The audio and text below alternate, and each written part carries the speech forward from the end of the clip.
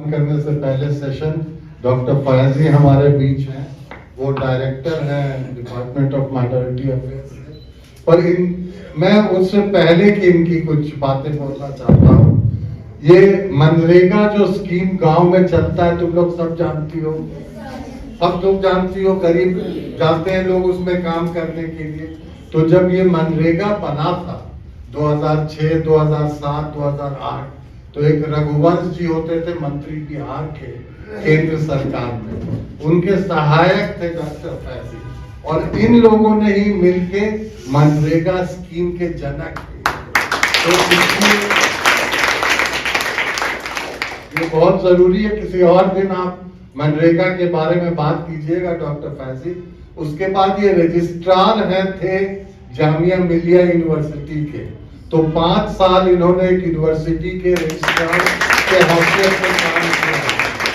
तो आज तो वक्त नहीं होगा, पर अगर मुस्तकबिल में भविष्य में कोई सवाल है सेंट्रल यूनिवर्सिटी के बाद, मैं उम्मीद करता हूं डॉक्टर फैजी आप हमारे चंपारण में आइएगा और स्कूल चलिएगा और बच्चों को काउंसलिंग कीजिएगा कि जामिया, एएमयू, जेएनयू इन कॉलेजेस तक कैसे जा सकते हैं। बहुत ब्रीफ में डॉक्टर फैजी, उसके बाद से रुबीना हम लोग बंद कर देंगे सर।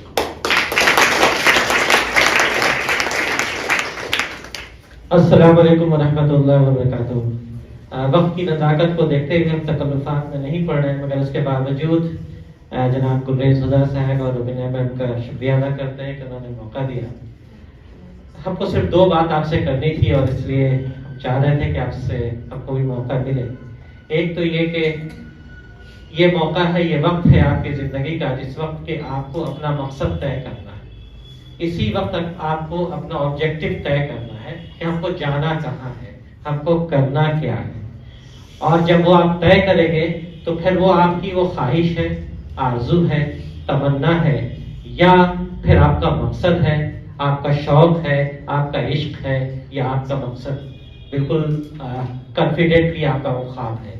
इस ख्वाब के बारे में मैडम ने बताया कि अभी अब्दुल कलाम साहब ने कहा कि वो ख्वाब जो आपकी रात की नींद उड़ा दे। तो आपको ये तय करना है कि आपका कौन सा मकसद होगा, और वो मकसद सिर्फ इश्क, तमन्ना, आरजू में रहेगा या इश्क में बदलेगा, ये आपको तय करना है आज के दिन में, इस 1-2 महीने में। और इसके लिए ज़रूरी है कि आपके पास वो चीज़ें रहें कि क्या क्या दुनिया में अवेलेबल है, अब अपॉर्चुनिटीज़। एक बात ये समझ लीजिए कि आपके बारे में किसी ने कहा है कि हम तो दरिया हैं, हमें अपना हुनर मालूम है, जिस तरफ भी चल पड़ेंगे रास्ता हो जाएगा।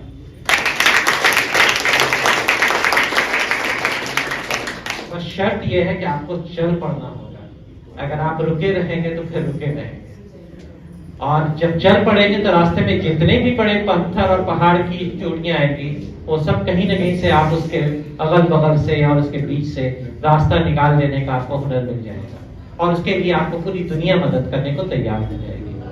तो आपके सामने बहुत सारे लोग आएंगे। मैडम IAS हैं, मैडम एग्रीकल्चर साइंटिस्ट हैं, उसके बाद कुछ जर्नलिस्ट आपसे करेंगी मुखातिब, उसके बाद लॉयर्स हैं। इसके अलावा भी बहुत कुछ दुनिया में है, और ये बात समझ लीजिए कि आपका शौक और आपकी जो दिलचस्पी जिस चीज में है, उसमें भी आसमान को छू देने वाली जगह खाली है।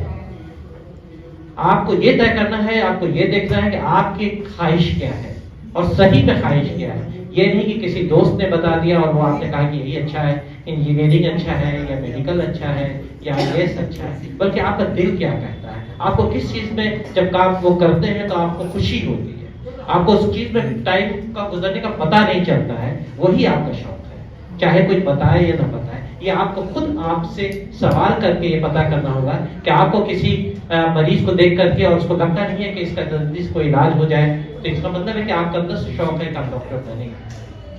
आपको समाज सेवा करने की ख्वाहिश होती है, किसी की मदद करने की, तो मतलब कि आप सिविल सर्विसेज में आ सकते हैं। तो इस तरह से आपको खुद टटोलना होगा कि आपके अंदर की दिलचस्पी क्या है, आपके अंदर का शौक क्या है, और उसके लिए कौन सा सब्जेक्ट होगा जिसमें आप दिलचस्पी लेंगी।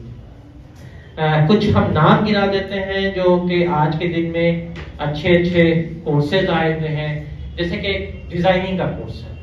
डिजाइनिंग में भी बहुत सारे हैं, फैशन डिजाइनिंग अलग है, पैकेजेस डिजाइनिंग अलग है, इंटीरियर डिजाइनिंग अलग है, और ये ग्रेजुएशन से यानी कि प्लस 2 के बाद आपको शुरू कर देना होगा और आपको इसके लिए तय कर देना होगा। उसी तरह से फाइन आर्ट्स है, वो भी एक नया उभरता हुआ कोर्स है।